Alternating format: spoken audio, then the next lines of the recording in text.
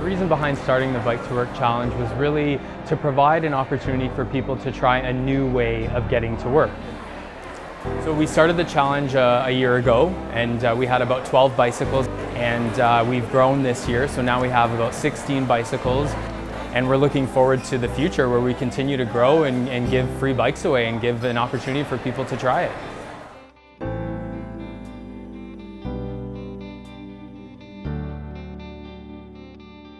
I signed up because in the past I've cycled, but it was always kind of like half-hearted. Like if it would rain, I wouldn't, or if I was tired, I'd take the car. So I thought this would be a good way to kind of jumpstart me for the summer and kind of get me on the right track to riding all the time. First of all, I do enjoy cycling. It's a big part of my life. But I had been somehow so off the mark this year to start the cycling process. I don't know if I'd cycled to work once this year before the challenge started. Going into it, I was fearful of the traffic and the weather and how was I going to be able to manage this and getting places that I need to get to, but somehow you just plan it, because I think if this is your only mode of transport, you just know that you have to plan it and somehow you make it work. It's a lot easier than I thought it was going to be to make it a bigger part of my life. I really enjoy the time in the morning to kind of get into the day, and then even more so after work to wind down and leave some of the work at work and not take it home. I think it's just a break when you get on your bike, and it's fresh air and it's a much different experience.